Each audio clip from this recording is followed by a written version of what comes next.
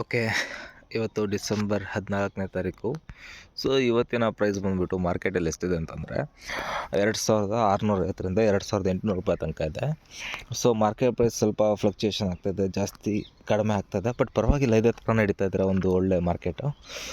So, ಇವತ್ತು ನಾನು ನಿಮಗೇನು ಕೇಳ್ತಾಯಿದ್ದೀನಿ ಅಂತಂದರೆ ಆ್ಯಕ್ಚುಲಿ ನಿಮ್ಮ ಊರಲ್ಲಿ ನೀವು ಎಷ್ಟೆಷ್ಟು ಒಂದು ಇಳುವರಿ ತೆಗಿತಿದ್ದೀರಾ ಅನ್ನೋದು ನನಗೆ ಒಂದು ಸ್ವಲ್ಪ ಕಾಮೆಂಟ್ ಬಾಕ್ಸಲ್ಲಿ ಹಾಕಿ. ಯಾಕೆಂದರೆ ತುಂಬ ಜನ ನನಗೆ ಕೇಳ್ತಿದ್ದಾರೆ ಏನಂತ ಅಂದರೆ ಯಾವ ರೀತಿ ಮಾಡೋದ್ರಿಂದ ನಮಗೆ ಇಳುವರಿ ಜಾಸ್ತಿ ಬರುತ್ತೆ ಅಂತಂದು. ಸೊ, ಆ್ಯಕ್ಚುಲಿ ಇಳುವರಿ ಬಂದ್ಬಿಟ್ಟು ಮೇಯ್ನಾಗಿ ನಮಗೆ 2 ರೀತಿಯಲ್ಲಿ ನಾವು ಕನ್ಸಿಡರ್ ಮಾಡ್ತೀವಿ. ಒಂದು ಬಂದ್ಬಿಟ್ಟು ಫಸ್ಟು ನಮಗೆ ಕ್ಲೈಮೇಟ್ ಯಾವ ಥರ ಸಪೋರ್ಟ್ ಮಾಡುತ್ತೆ, ಆಮೇಲೆ ನಾವು ಯಾವ ರೀಸನಲ್ಲಿದ್ದೀವಿ ಅನ್ನೋದು. ರೀಸನ್ ಅಂತಂದರೆ ಇವಾಗ ಯಾವ ಏರಿಯಾದಲ್ಲಿದ್ದೀವಿ ಅಂತಂದು. ಇವಾಗ ನಾವು ಕರ್ನಾಟಕದಲ್ಲೇ ಇರ್ಬೋದು, ಬಟ್ ಕರ್ನಾಟಕದಲ್ಲಿ ವಿವಿಧತೆ ಇರುತ್ತೆ. ಇವಾಗ ಹಾಸನದಲ್ಲಿ ಒಂಥರ ಬೆಳೆ ಬರುತ್ತೆ, ಯಾಕೆಂದರೆ ಅಲ್ಲಿ ಕಡಿಮೆ ಮಳೆ ಆಗುತ್ತೆ, ಆವ್ರೇಜ್ ಇರುತ್ತೆ ಮಳೆ.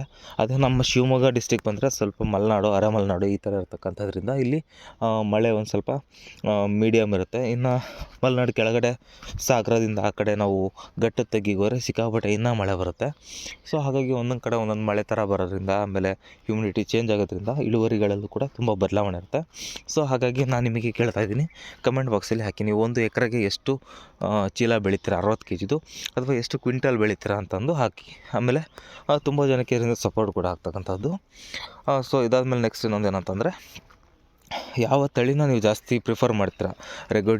ರೆಗೋಡಿ ಜನರನ್ನ ಯೂಸ್ ಮಾಡ್ತಾರೆ, ಅಂದರೆ ರೆಗೋಡಿ ಅಂತ ಹೆಂಗೆ ಕರಿತೀವಲ್ಲ ಅದು, ಅಥವಾ ಹಿಮಾಚಲ್ನ ಯೂಸ್ ಮಾಡ್ತೀರಾ, ಮಹಿಮಾ ಯೂಸ್ ಮಾಡ್ತೀರಾ, ಮತ್ತು ಈ ಮೂರನ್ನ ಬಿಟ್ಟು ಬೇರೆ ಯಾವ ತಳಿಗಳಿದ್ದಾವೆ? ಇದ್ರ ಬಗ್ಗೆ ಸ್ವಲ್ಪ ನೀವು ಕಮೆಂಟ್ ಬಾಕ್ಸಲ್ಲಿ ನನಗೆ ಕಮೆಂಟ್ನ ಮಾಡಿ. ಇದಾದಮೇಲೆ ಮಾರ್ಕೆಟ್ ರೇಟ್ ಇವತ್ತು 2650, 2700, 2800 ಈ ಥರ ಕ್ವಾಲಿಟಿ ಮೇಲೆ ಡಿಫ್ರೆನ್ಸ್ ಮಾಡಿಬಿಟ್ಟು ಪರ್ಚೇಸಿಂಗ್ ನಡೀತಾ ಇದೆ. ಸೊ, ನಿನ್ನೆ ನಾನು ನಮ್ಮ ಫ್ರೆಂಡ್ ಒಬ್ಬರ ಹತ್ರ ಈ ಥರ ವೀಡಿಯೋ ಮಾಡೋಕ್ಕಾಗ ಅವ್ರು ಕಮೆಂಟ್ ಬಾಕ್ಸಲ್ಲಿ ಹಾಕಿದರು. ಆ್ಯಕ್ಚುಲಿ ಅವ್ರ ನಂಬರ್ ನನ್ನ ಕಡೆ ಸೇವ್ ಇರೋದ್ರಿಂದ ಅವರಿಗೆ ಕಾಲ್ ಮಾಡಿದೆ. ಕಣ ಮಾಡೋದ್ರಿಂದ ಅವ್ರು ಏನು ಹೇಳ್ತಿದ್ದಾರೆ ಅಂತಂದರೆ, ಒಂದು ಕಣ ಮಾಡಿದಾಗ ನಮಗೆ ಆ್ಯಕ್ಚುಲಿ ಮಾರ್ಕೆಟ್ ಪ್ರೈಸ್ ಜಂಪ್ ಆಗೋಲ್ಲ ಅಂತ ಹೇಳ್ತಿದ್ದಾರೆ. ಬಟ್ ಆಮೇಲೆ ಡಿಸ್ಕಸ್ ಮಾಡಿದ್ಮೇಲೆ ಅವರು ಕೂಡ ಸ್ವಲ್ಪ ಅಗ್ರಿ ಮಾಡಿದರು. ಏನಂತಂದರೆ, ಕಣ ಮಾಡೋದ್ರಿಂದ ಮೊಮೆಂಟಮ್ ಜಾಸ್ತಿ ಆಗುತ್ತೆ. ಸೊ, ಯಾವಾಗ ಮೊಮೆಂಟಮ್ ಜಾಸ್ತಿ ಆಗುತ್ತಲ್ಲ ಆ ಟೈಮಲ್ಲಿ ನಮಗೆ ಆಟೋಮೆಟಿಕಲಿ ಪ್ರೈಸ್ ಇನ್ಕ್ರೀಸ್ ಆಗುತ್ತೆ ಅಂತ ಅವರು ಕೂಡ ಅದನ್ನು ಓಕೆ ಈ ಟೈಪ್ ಕೂಡ ಒಂದು ಆಗ್ಬೋದಲ್ಲ ಅಂತ ಅವರು ಕೂಡ ಅಕ್ಸೆಪ್ಟ್ ಮಾಡಿದರು. ಸೊ, ಇವಾಗ ಏನಂತಂದ್ರೆ ನಾನು ಹೇಳ್ತಕ್ಕಂಥದ್ದು, ಮಾರ್ಕೆಟಲ್ಲಿ ನಮಗೆ ಇವಾಗ ಟರ್ನ್ ಓವರ್ ಜಾಸ್ತಿ ಆಗುತ್ತೆ, ಆ ಟೈಮಲ್ಲಿ ಕೆಲವೊಂದು ಸಲ ಪ್ರೈಸ್ ಕೂಡ ಜಾಸ್ತಿ ಆಗುತ್ತೆ. ಕಣ ಅಂತ ಅಂದರೆ ಏನು ಹೇಳ್ತೀವಿ ಅಂತಂದರೆ, ಶುಂಠಿ. ಈಗ ಹಿಮಾಚಲ್ ಏನಿದೆಯಲ್ಲ, ಈ ಒಂದು ಶುಂಠಿಲಿ ಬೆಸ್ಟ್ ಶುಂಠಿನ ಪರ್ಚೇಸ್ ಮಾಡಿ ಅದನ್ನು ಒಣಗಿಸಿ ಮೇಲ್ಗಡೆ ಇರ್ತಕ್ಕಂಥ ಒಂದು ಸಿಪ್ಪನ್ನ ಸ್ಕಿನ್ನ ತೆಗೆದ್ಬಿಟ್ಟು ಅದನ್ನು ಒಣಗಿಸ್ಬಿಟ್ಟು ಅದನ್ನು ನೆಕ್ಸ್ಟ್ ಏನು ಮಾಡ್ತಾರೆ ಅಂತಂದರೆ ಡ್ರೈ ಮಾಡಿ ಅದನ್ನು ಎತ್ತಿಡ್ತಾರೆ. ಸೊ, ಅದು ಪೌಡ್ರಿಗೆ ಹೋಗುತ್ತೆ, ಮೆಡಿಸಿನ್ಗೆ ಹೋಗುತ್ತೆ. ಸೊ, ಈ ಥರತಕ್ಕಂಥದ್ದು ಇರತಕ್ಕಂಥದ್ರಿಂದ ಶುಂಠಿ ಜಾಸ್ತಿ ಅವರು ಕಿತ್ತು ಸ್ಟಾಕ್ ಮಾಡಿ ಪ್ರೈಸಿಗೆ ಯಾವಾಗ ಡಿಮ್ಯಾಂಡ್ ಬರುತ್ತೆ ಅವಾಗ ಸೆಲ್ ಮಾಡೋಕ್ಕೆ ನೋಡ್ತಾರೆ ಇನ್ವೆಸ್ಟರ್ಸ್. ಸೊ, ಇದು ಒಂದು ಪಾರ್ಟ್ ಆಫ್ ದ ಬಿಸ್ನೆಸ್ ಆಗಿರುತ್ತೆ. ಸೊ, ಇವಾಗ ನೆಕ್ಸ್ಟ್ ಇನ್ನೊಂದು ಏನಂತ ಅಂದರೆ, ಆ್ಯಕ್ಚುಲಿ ಎವ್ರಿಡೇ ನಾವು ಮಾರ್ಕೆಟ್ ಬಗ್ಗೆ ಅನಲೈಸ್ ಮಾಡ್ತಾನೆ ಇರ್ತೀವಿ. ಸೊ, ಆಲ್ಮೋಸ್ಟ್ ಇವಾಗ ಇಂಡಿಯಾದಲ್ಲಿ ಸಿಕ್ಕಾಪಟ್ಟೆ ಎಕ್ಸ್ಪೋರ್ಟ್ ಆಗ್ತಾ ಇರೋದು ಕರ್ನಾಟಕದಿಂದನೇ. ನಿಮಗೆ ರಾಜಸ್ಥಾನಿಗಿರ್ಬೋದು, ಡೆಲ್ಲಿಗಿರ್ಬೋದು, ಕೋಲ್ಕತ್ತಾ ಇರ್ಬೋದು, ಬಿಹಾರ್ ಇರ್ಬೋದು, ಹಾಗೆ ಇಲ್ಲಿಂದ ಮಧ್ಯಪ್ರದೇಶ್, ಅದಾದಮೇಲೆ ತಮಿಳುನಾಡು, ಆಂಧ್ರ ಪ್ರದೇಶ, ತೆಲಂಗಾಣ. ಸೊ, ಎಲ್ಲ ಕಡೆಗೂ ಕೂಡ ಕರ್ನಾಟಕದಿಂದ ಸಿಕ್ಕಾಪಟ್ಟೆ ಒಂದು ಕಂಟ್ರಿಬ್ಯೂಷನ್ ಹೋಗ್ತಾಯಿದೆ. ಅಂತಂದರೆ ಇಲ್ಲಿಂದಲೇ ಸಿಕ್ಕಾಪಟ್ಟೆ ಮೇಜರಾಗಿ ಪ್ಲೇ ರೋಲ್ ಆಗ್ತಾಯಿದೆ ಶುಂಠಿಗಳನ್ನ ಎಕ್ಸ್ಪೋರ್ಟ್ ಮಾಡ್ತಾ ಇರ್ತಕ್ಕಂಥದ್ದು. ಸೊ, ಅದಾದಮೇಲೆ ನಮ್ಮ ಫ್ರೆಂಡ್ ಇನ್ನೊಂದು ನನಗೇನು ಹೇಳಿದರು ಅಂತಂದರೆ, ಸತಾರ್ ಅಂತ ಬರುತ್ತೆ ಮಹಾರಾಷ್ಟ್ರದಲ್ಲಿ, ಆ ಒಂದು ಏನಿದೆಯಲ್ಲ ಶುಂಠಿ ಅಲ್ಲಿಂದ ಬಂತು ಅಂತಂದರೆ ಕಣಕ್ಕೆ ಅಲ್ಲಿಂದ ತೊಗೊಂಬಂದು ಇಲ್ಲಿ ಕಣ ಮಾಡ್ತಾರೆ. ಅಂತಂದರೆ ಹಸಿ ಶುಂಠಿನ ಅಲ್ಲಿಂದ ಕಿತ್ಕೊಂಬಂದು ಇಲ್ಲಿ ಡ್ರೈ ಮಾಡ್ಕೊಂಡು ತೊಗೊಂಡೋಗ್ತಾರೆ ಅಂತಕ್ಕಂಥದ್ದು. ಸೊ, ಸ್ಟಾಕ್ ಮಾಡ್ತಾರೆ ಅಂತ. ಸೊ, ಇದರಿಂದ ಏನಂತ ಅಂದರೆ ಏನು ಡಿಫ್ರೆನ್ಸ್ ಆಗುತ್ತೆ ಅಂತಂದರೆ, ಮಾರ್ಕೆಟಲ್ಲಿ ಶುಂಠಿ ರೇಟ್ ಸ್ವಲ್ಪ ಡ್ರಾಪ್ ಆಗೋದು ಅಂತ ಅವ್ರು ಹೇಳ್ತಿರೋದು. ಸೊ, ಇದ್ರ ಬಗ್ಗೆ ನಿಮ್ಗೆ ಯಾರಿಗಾರು ಐಡಿಯಾ ಇದ್ದರೆ ಒಂದು ಸ್ವಲ್ಪ ಕಮೆಂಟ್ ಬಾಕ್ಸಲ್ಲಿ ಹಾಕಿ. ಸೊ, ನೆಕ್ಸ್ಟ್ ನೀವು ಈ ಟೈಮಲ್ಲಿ ಏನು ಮಾಡಬಾರ್ದು ಅನ್ನೋದ್ರ ಕಡೆ ನಾನು ನಿಮ್ಗೆ ಒಂದೆರಡು ಕಾಷನ್ಸ್ ಕೊಡ್ತಾಯಿದ್ದೇನೆ. ಅಂದರೆ ಯಾವ ಥರ ಮಾಡಬಾರ್ದು, ನಾವು ಏನು ತಪ್ಪು ಮಾಡ್ತಿದ್ವಿ, ಅದನ್ನು ಏನು ಮಾಡಬಾರ್ದು ಅಂತಂದು.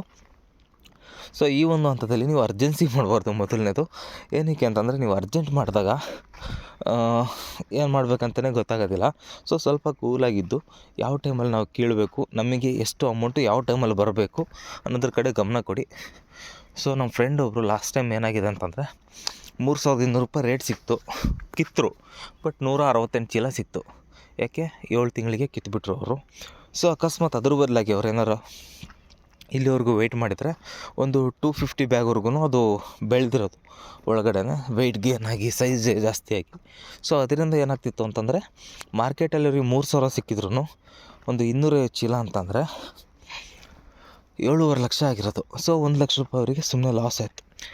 ಸೊ ಇದರಿಂದ ನಿಮಗೆ ನಾನು ಹೇಳ್ತಕ್ಕಂಥದ್ದು ಏನಂತಂದರೆ ಅರ್ಜೆನ್ಸಿ ಮಾಡ್ಕೊಬಿಡಿ, ಆದಷ್ಟು ವೆಯ್ಟ್ ಮಾಡಿ ಪ್ಲೇ ಮಾಡಿ. ಅಂದರೆ ಗೇಮ್ನ ನಾವು ಯಾವ ಥರ ತೊಗೊತೀವಿ ಅನ್ನೋದ್ರ ಮೇಲೆ ಡಿಪೆಂಡ್ ಆಗಿರುತ್ತೆ. ಸೊ ಇವಾಗ ನೀವು ತುಂಬ ಅರ್ಜೆಂಟ್ ಮಾಡ್ಕೊಂಬಿಟ್ಟು ಶುಂಠಿನ ಕಿತ್ಕೊಟ್ರೆ ನಿಮಗೆ ಇಳುವರಿ ಕಡಿಮೆ ಇರುತ್ತೆ. ಸೊ ಅದರಿಂದ ನಮಗೆ ಲಾಸ್ ಆಗುತ್ತೆ. ಸೊ ಹಾಗಂತ ತುಂಬ ವೆಯ್ಟ್ ಮಾಡಿ ನೀವು ಆಲ್ಮೋಸ್ಟ್ ಒಂದು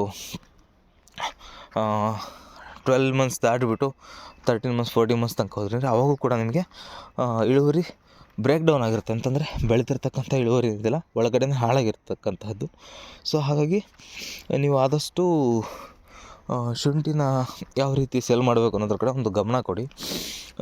ಓಕೆ, ನೆಕ್ಸ್ಟ್ ಇನ್ನೊಂದು ಏನಂದರೆ water management. So every 3 to 4 ಡೇಸ್ಗೊಂದ್ಸಲ ನೀವು ವಾಟ್ರನ್ನ ಸ್ಪ್ರೇ ಮಾಡ್ತಾಯಿರಿ.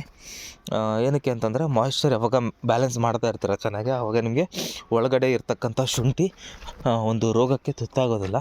ಇಲ್ಲಾಂದರೆ ಓವರ್ ಹೀಟಾಗಿ ಬೆಲ್ಲದ ರೋಗ ಬಂದು ಹಾಳಾಗಿಬಿಡುತ್ತೆ.